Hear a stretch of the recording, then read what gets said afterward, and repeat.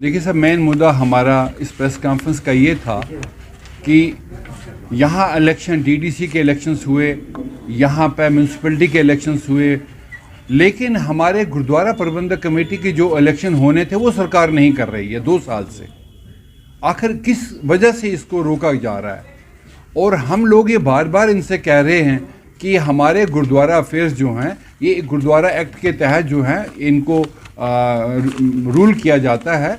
उसके set rule जो हैं वो ऑलरेडी गवर्नमेंट के पास हैं।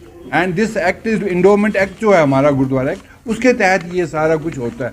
पर ऐसा क्यों कर रहे हैं कि वो इलेक्शन क्यों नहीं कर रहे हैं, जिसकी वजह से हमारे गुरुद्वारा की जो लिटिगेशन जो हैं वो बहुत हो रही हैं डिफरेंट डिस्ट्रिक्ट्स में, और एक मिसमैनेजमेंट हो रही है। और हमारी जो सिखों की इसकी प्रॉपर्टी है उसके ऊपर विदिन कुछ ऐसे लोग हैं कम्युनिटी के अंदर और कम्युनिटी से बाहर, both in the province of Jammu and Kashmir, they are trying to grab that very. हमने डिप्टी कमिश्नर से अपील की है कि साहब वो तमाम डिस्ट्रिक्ट के अंदर हमारी प्रॉपर्टी जो है गुरुद्वारों के साथ उसको कंसोलिडेट करें। नंबर 1 मुद्दा ये था। और दूसरी बात हम ये कह रहे हैं कि प्राइम मिनिस्टर नरेंद्र मोदी जी अभी पिछले कुछ दिनों से लगातार सिखों की हिस्ट्री का हिस्टोरिकल रोल जो है देश में उसकी बड़ी तारीफ कर रहे हैं। और हमारा जो कंट्रीब्यूशन रहा पीछे जो हमारा ये कोविड के दौर में, उसकी बड़ी तारीफ कर रहे हैं। और लेकिन जो एक्चुअल डिलीवर करना है उन्हें वो नहीं कर रहे हैं। हमें ये उनसे कहना है कि साहब आप यहाँ पर सीक्रेट पैकेज दे रहे हैं दूसरी माइनॉरिटीज़ को कश्मीर में, how can you give it, how can you differentiate between 2 minorities?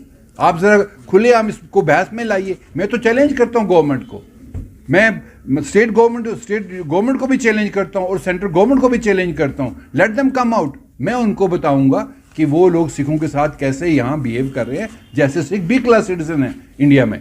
तो इस लिहाजा ये चीज़ें जो हैं प्रधानमंत्री जी को सोचनी चाहिए कि हम लोग माइनॉरिटी स्टेटस की बात कर रहे हैं। आज 20 साल से हम हिंदुस्तान का जो पुराना एक्स प्रेसिडेंट था प्रणब मुखर्जी, उनसे मिले, प्रधानमंत्री जो था मनमोहन सिंह, उनसे मिले, राजनाथ होम मिनिस्टर थे 5 बार उनसे मिले, जितने भी चीफ मिनिस्टर हैं सबसे मिलते रहे, लेकिन एवरीबडी वाज इग्नोरिंग। और उन्होंने हमें माइनॉरिटी स्टेटस आज तक नहीं दिया। पहले तो बहाना ये था कि यहाँ आर्टिकल 370 है, हम नेशनल जो एक्ट है वो यहाँ एक्स्ट्रा नहीं करते। आज 2 साल हो गए, हु इज स्टॉपिंग देम? पर यह है कि उनका सिखों की ताई जो एक सोच है वो मुझे लगता है कि बहुत ही बड़ी एक डिफरेंस है, जिसमें उन्होंने हमें एक बी क्लास सिटीजन बना के रख दिया। तीसरा, डीलिमिटेशन की बात आई। यहाँ पर हम सुन रहे हैं कि ये लोग कुछ सीटें रिजर्व कर रहे हैं कुछ और कम्युनिटीज़ के लिए, माइनॉरिटीज़ के लिए, लेकिन जो बेसिक प्रेम्बल्स है डीलिमिटेशन का, उसमें ये है कि आप किसी जोग्राफिक का जो रिप्रेजेंटेशन है उसमें उसको दीजिए, जोग्राफिकल रिप्रेजेंटेशन दीजिए किसी भी कॉन्स्टिट्यूंसी को।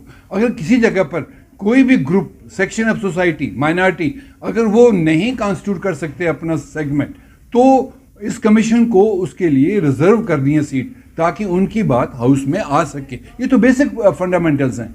लेकिन अगर सरकार एक उस तरह से कार्ड आउट करे एजेंसी कि साहब हमारी सरकार कैसे बने, तो हम इसको काट यहाँ करें वहाँ कट करें, तो ये डीलिमिटेशन कमीशन फिर नहीं समझा जाएगा, ये एक मैन ऑपरेशन समझी जाएगी। उसके बाद हमारे पास पंजाबी ज़बान थी, जब आर्टिकल 370 इन्होंने हटाया तो उसमें हमारी ज़बान जो है वो उसमें ख़त्म हो गई, क्योंकि उसमें इन्होंने जो कॉन्स्टिट्यूशन था J&K का, उसमें इसमें जगह थी।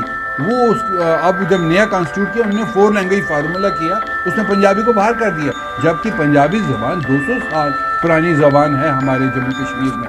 तो ये सीधे सीधे लगता है कि सिखों के साथ यहाँ जम्मू कश्मीर में एक किस्म की डिस्क्रिमिनेशन की जा रही है। तो ये हमारे जो बेसिक मुद्दे थे जिनको लेके हम आज आपके सामने बात करना चाहते थे। बाकी जो कश्मीर के ताई हम लोगों ने हमेशा यहाँ जम्मू कश्मीर के लोगों के साथ एक बिल्कुल एक कश्मीरियत जो है उसको मजबूत करने के लिए हमेशा अपना एक रोल जो है वो अदा किया है। चाहे वो अभी जैसे अभी रियल एस्टेट की बात आई, हमने उसमें भी अपना रोल अदा किया कि ये सब हमें पसंद नहीं, जबकि हमारे हिमाचल प्रदेश स्टेट है साथ में, वहाँ पर भी लाज है कि कोई बाहर का आदमी आके ज़मीन नहीं खरीद सकता, या नॉर्थ ईस्ट की स्टेट्स हैं। तो यहाँ पर जो सारा कुछ किया जा रहा है इसका मतलब कश्मीर के लोगों को दूर किया जा रहा है। And we six are part and parcel of this Kashmir. हम लोग यहाँ सारे मिल के इकट्ठे होके जो जम्मू कश्मीर के इंटरेस्ट है उसको हमेशा सेफ गार्ड करने की कोशिश करेंगे।